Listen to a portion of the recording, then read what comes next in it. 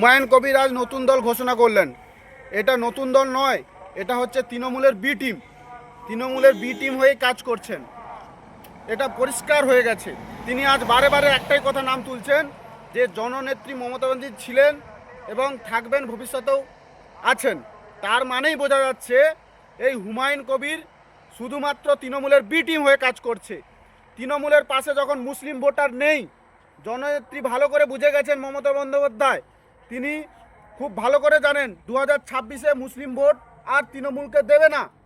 তার কারণ মুসলিমদেরকে বোকা বানিয়ে রেখেছিল, তাই হুমায়ুনকে দিয়ে এইসব নাটক করাচ্ছে।